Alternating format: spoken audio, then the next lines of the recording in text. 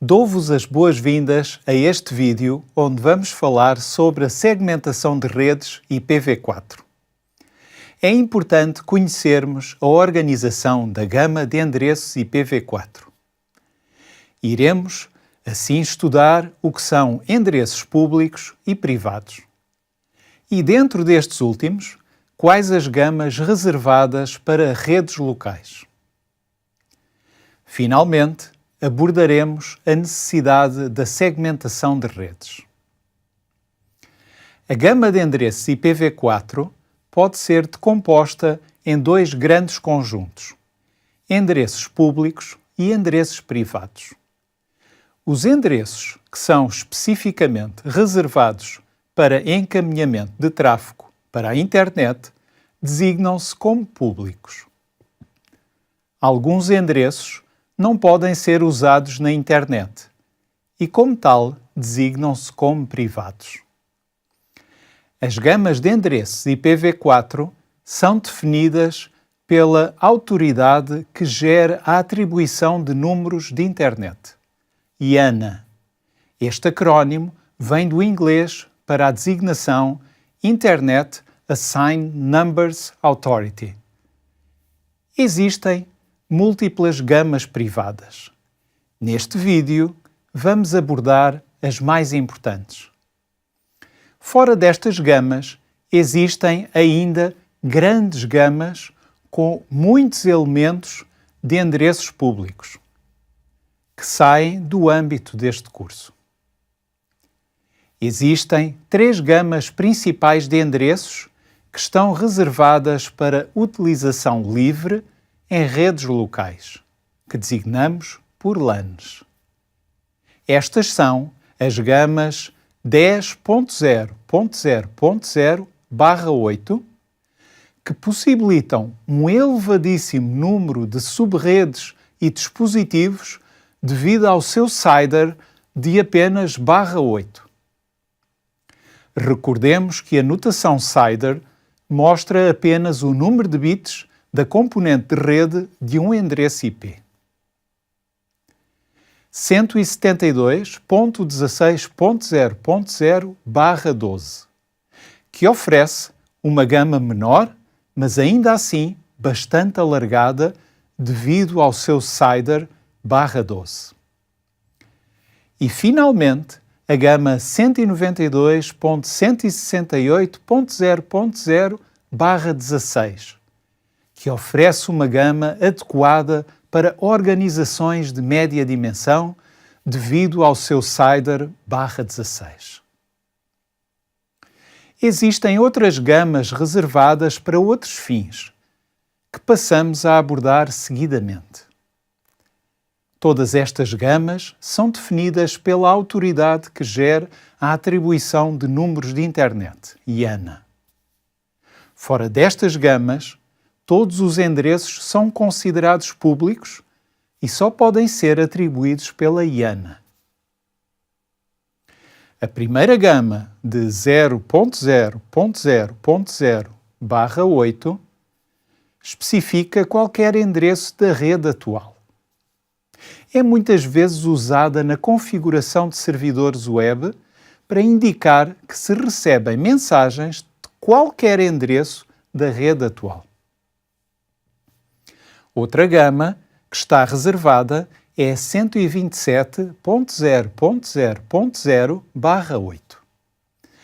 A comunicação para qualquer IP desta gama será reenviada de volta para o anfitrião emissor, pelo que os endereços também se designam por loopback. O endereço 127.0.0.1 é também conhecido por localhost. Esta gama é normalmente usada no teste da infraestrutura de comunicação ou dedicada a serviços locais. Os endereços da terceira gama são apenas válidos na ligação direta a um anfitrião.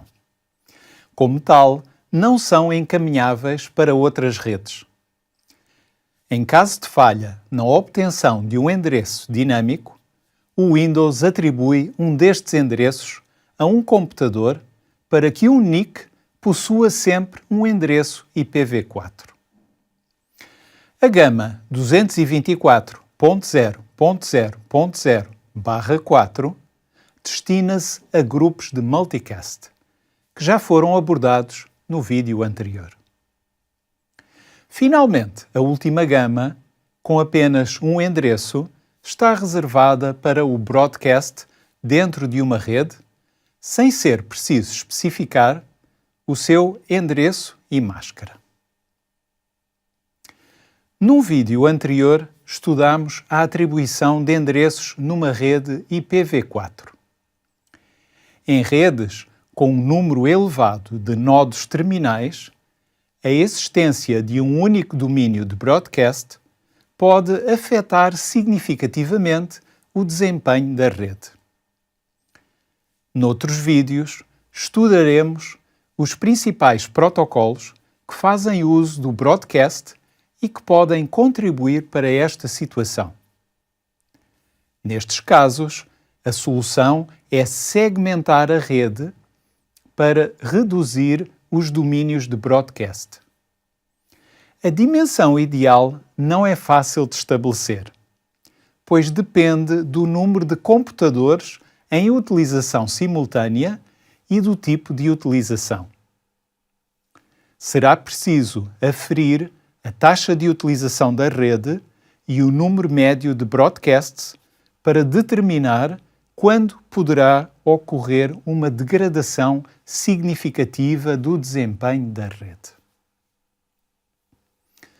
A segmentação ou separação de redes em subredes tem vantagens tanto ao nível do desempenho como da escalabilidade. Permite uma organização hierárquica de endereços, importante em muitas organizações, eficiência no encaminhamento e simplificação na gestão de rede. Existem vários critérios pelos quais se podem organizar os dispositivos por subredes. O primeiro é pela localização. Por exemplo, num edifício pode ser criada uma subrede por piso.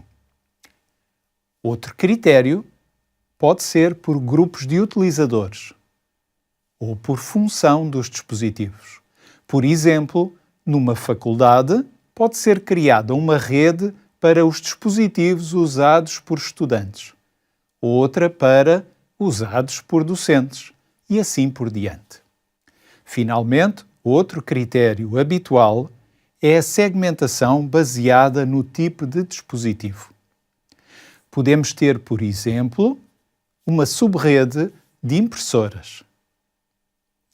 Vemos aqui uma impressora que imprime um documento enviado a partir de um computador ligado à subrede de impressoras.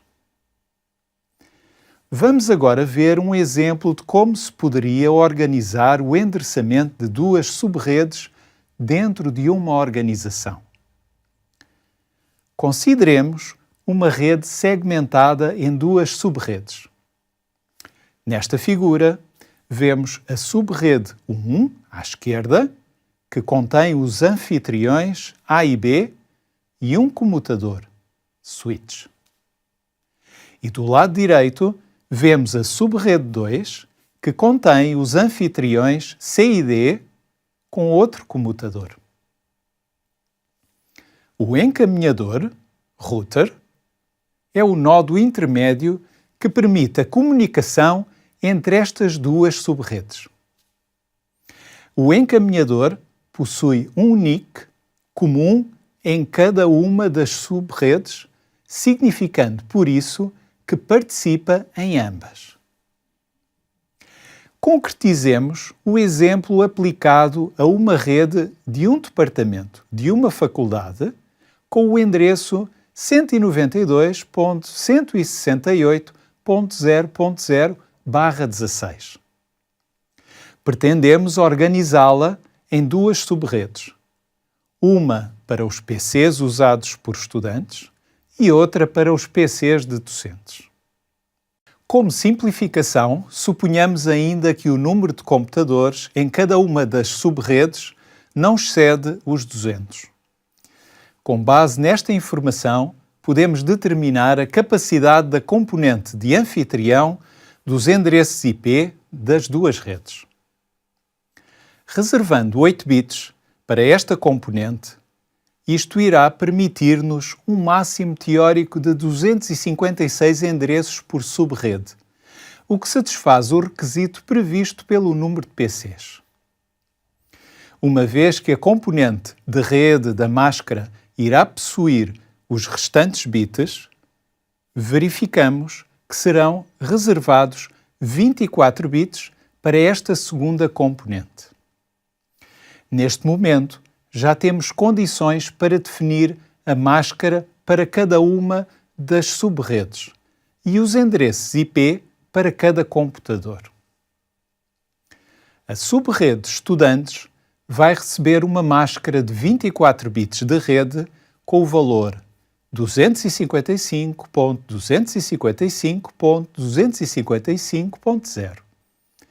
Esta subrede terá a gama de IPs entre 192.168.1.0 até 192.168.1.255. Dado que a subrede Estudantes será designada como 192.168.1.0, o NIC do encaminhador também vai ter um endereço IP correspondente. Neste caso, tipicamente recebe o valor 192.168.1.1. O último endereço de uma gama também é reservado para comunicação em broadcast, que estudaremos mais à frente.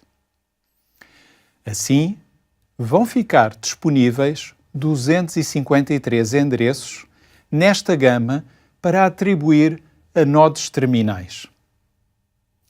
Vemos na figura a atribuição do primeiro endereço desta gama ao computador 1A, ficando o computador 1Z com o último endereço disponível dessa mesma gama. A subrede Docentes vai receber também uma máscara de 24 bits de rede com o valor 255.255.255.0. Esta subrede, que se encontra à direita, terá a gama de IPs entre 192.168.2.0 e 192.168.2.255. Aplicando a mesma abordagem, vemos que os endereços de IP atribuídos aos computadores de 2A a 2Z se encontram na gama respectiva. Concluímos aqui este vídeo, onde abordamos a organização de endereços IPv4 e a segmentação de redes. Num próximo vídeo, estudaremos a atribuição dinâmica de endereços. Até breve.